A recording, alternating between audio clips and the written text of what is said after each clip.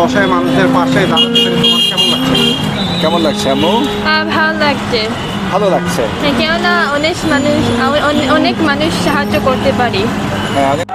আজকে আমাদের দেশের যে বন্যায় এই যে করুণ অবস্থা, এটা অত্যন্ত বেদনাদায়ক।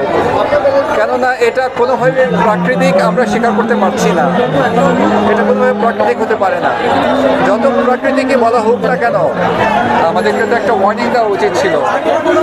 আমি যদিও নোয়াখালী এলাকায় সবচেয়ে বেশি ক্ষতিগ্রস্ত হয়েছে, দেখলে বুক ফেটে যায়। আমি সিলেটের অবস্থা করুন। আমার কিছু কিছু আত্মীয় স্বজন তো থাকার জায়গা নাই আর, এবং অনেকে খাওয়া বানাচ্ছেন, বাসা ছেড়ে চলে গেছেন, 4তলা 5তলা ফ্ল্যাট হয়ে গেছে বিধায় আমি খুব ব্যস্ত সেটা নিয়ে। এবং আমি আশা করি এটার জন্য আল্লাহ তাআলা দ্রুত আমাদেরকে হেদায়েত দেন এই ব্যাপারে, আমিন। এবং যেটা আমি আপনাদেরকে বলি, ভাই বোনেরা, আপনারা একটা জিনিস খুব খেয়াল রেখেন, আমাদের কিছু অতি দ্রুত নৌকা দরকার। নৌকা যেখানে মানুষরা উঠতে পারে। অনেকে আমাদের ভাই বোনেরা আছেন গাছে ধরে দাঁড়িয়ে আছেন, এমন সীমা হয়ে গেছে, মানে আইল্যান্ড হয়ে গেছে, জায়গা দ্বীপের মতো হয়ে গেছে, ওখান থেকে বের হতে পারছে না কেউ। খুব খারাপ অবস্থা।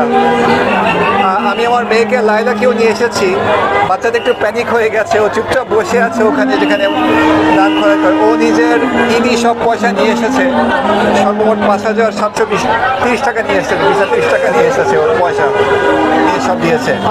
আমি তো আদালতে লড়ে গিয়েছি আমার বাচ্চাদের জন্য, এবং সেখানে আমার সব সময় সব টাকা পয়সা এনার্জি খরচ হয়ে গেছে। তারপর আমি আছি, কেন একটা খুব গুরুত্বপূর্ণ, খুব ভয়ঙ্কর একটা অবস্থা। একটা মানুষের কিছুই নাই, নিঃস্ব হয়ে গেছে, কিছুই নাই, তাদের কোথাও যাওয়ার নাই। কোথায় যাবে ওরা? কার কাছে যাবে? কার কাছে সাহায্যের জন্য যাবে ওরা? তাই আপনারা ওইটা আমি বারে বারে বলবো, অনুরোধ, যে মানুষ যে ভেসে থাকতে জন্য পারে, কমপক্ষে নৌকা খুবই দরকার। ভাসমান যে কোনো জিনিস খুবই দরকার আমাদের। এইটুকুই বলবো আমি আপনাদেরকে। এবং আমিও চেষ্টা করছি, আমি বনানী এলাকায় থাকি, চেষ্টা করছি ওখানেও কিছু ত্রাণের ব্যবস্থা করতে। আপনারা আসবেন সবাই, ওখানে জানাবো আপনাদেরকে। এই কথা থাকলো। আমার মেয়ে তো প্রথমে শুনেই বললো যে, বাবা আমি যে ইডি পেয়েছি আমি সেগুলো সব দিয়ে দেই।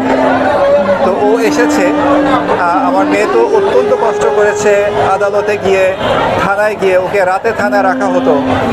এবং ও ভেবেছে যে এখানে ছাত্ররা তো কম বয়স, আমারই তো মেয়েদের বয়স, অনেকে ছাত্রছাত্রীরা। আমি বলছি, আপুরা আছে, আপুরা তোমার থেকে চাঁদা নেবে, তোমার ইডিরা নেবে, ওই পর্যন্ত তুমি আসো।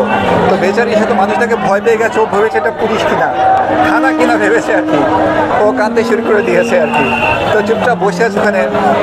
যে ইউনিভার্সিটির ছাত্রীরা আছেন, ওরাই বড় আপুরে ওকে পাশে বসে চকলেট খেতে দিয়েছে, ওখানে চুপচাপ বসে আছে আর কি। এখন এই আপনারা দোয়া করে রিল্যাক্স রেখেছে ওখানে বসে আর কি।